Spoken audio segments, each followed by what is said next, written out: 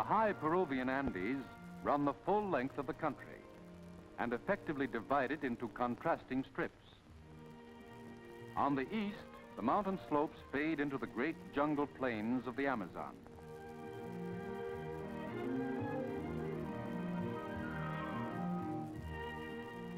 On the west, the coastal strip is a long, vast desert, but it contains Lima, the capital, and other towns in the transverse valleys which are watered by Andean streams seeking outlets to the sea.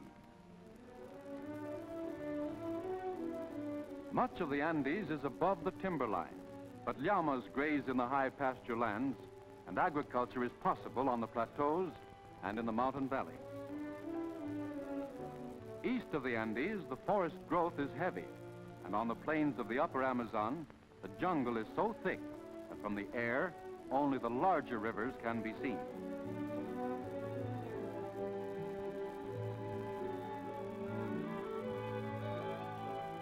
The barren West Coast desert is a startling contrast. Mountain spurs run into the Pacific. The pounding surf carves out bluffs. The winds whip the sand into roving dunes.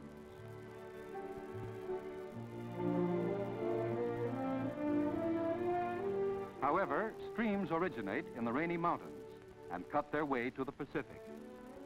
In their flat valleys, life is possible. Barren sands plus water equals rich crops. This is the formula for the West Coast desert. The barren sands are rich in minerals, since no warm rains have leached the soil. With controlled irrigation, the desert becomes rich farmland. This lesson was learned centuries ago and still applies today.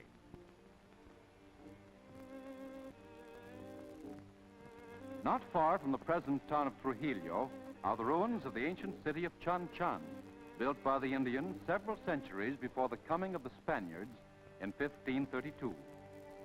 It covers 11 square miles with buildings, enclosure walls, pyramids, streets, reservoirs, and the remains of irrigated gardens. Walls of these early buildings were decorated with relief clay arabesques in textile patterns. Some of the pyramids had terraced sides, and these too were ornamented, but with designs of fantastic birds.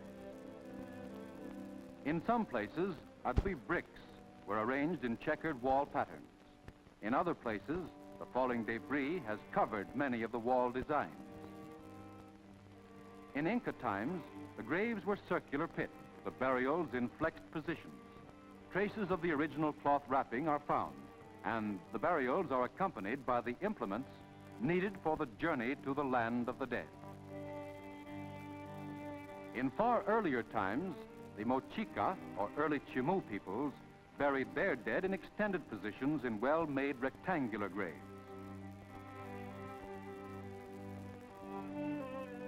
Niches were constructed in the grave walls for the ceramic vessels.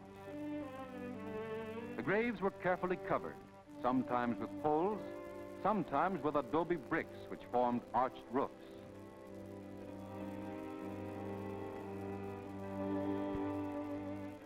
Pottery vessels were made especially for burial purposes, and from their modeled and painted designs, much can be learned about the life of the times.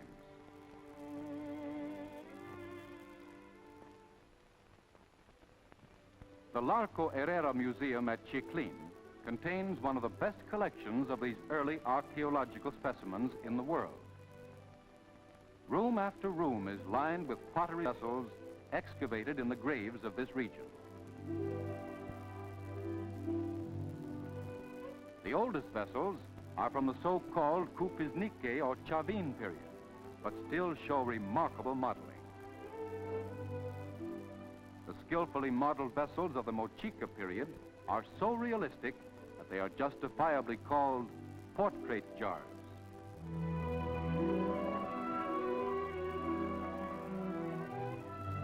A chief is represented, seated on his throne.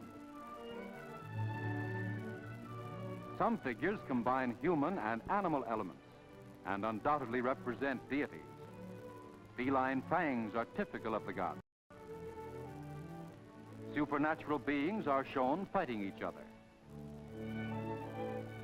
The houses portrayed in the model vessels are interesting because of their gabled roofs in a region of no rainfall.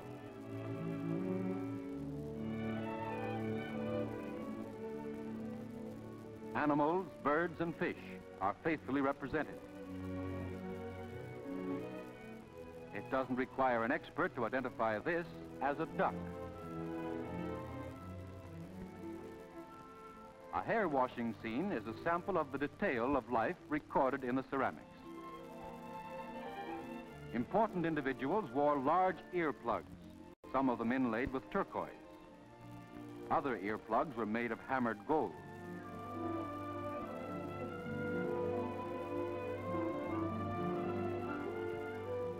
In 1535, the Spaniards founded Trujillo on the coast, and the Indian civilizations faded away. The Spaniards introduced a new way of life, but one still based on the fertility of the rich coastal valleys. Today, the town of Trujillo is still flourishing. Buildings are made of sun-baked adobe bricks, as in the past, but with the addition of carved wooden balconies after the fashion of Spain. Elaborately designed window grills exemplify the colonial Spanish art.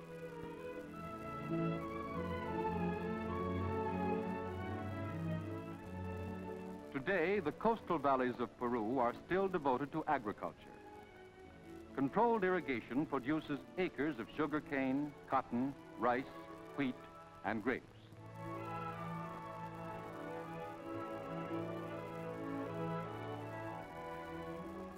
Chiclin Hacienda is a typical sugar plantation of the north coast. The growing of sugar was put on a commercial basis in 1884. Sugar was for years the leading crop, and today is surpassed in importance only by cotton. The coastal valleys are ideal for sugar, and 6 crops can be harvested from a single planting. The cane is ground in local mills and then sent to the refineries.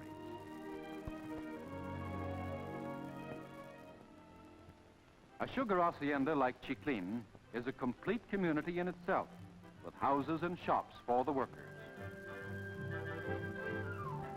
Schools are maintained for the children, as well as hospitals and dental clinics. Playgrounds are part of the education. Instruction is not limited to academic subjects. Folk dancing and singing are also taught.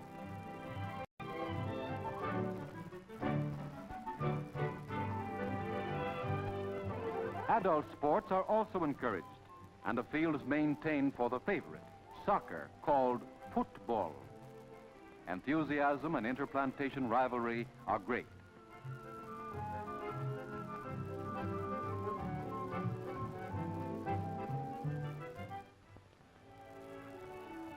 At Christmas time, the central figure of the fiesta is Nuestro Señor de la Caña.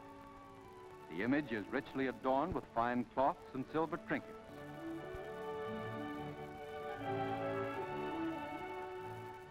The whole hacienda participates in this annual celebration.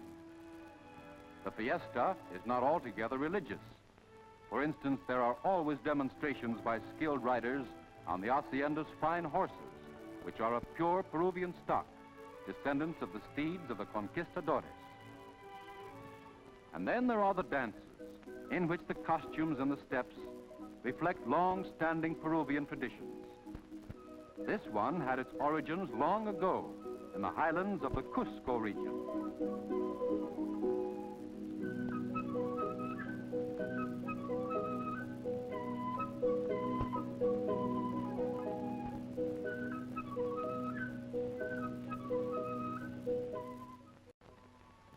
Great urban centers have grown up on the desert coast of Peru. The capital city, Lima, is the largest and depends in large part on the coastal agriculture as well as on the mountain mines and the recent growth of industry. Parkways line the principal thoroughfares, for Lima is proud of its beauty. Today, The fertile coastal valleys are linked by the hard-surface Pan-American Highway, which runs the length of Peru. Nature made the West Coast a desert, but man has controlled nature and turned it into a beautiful and productive region.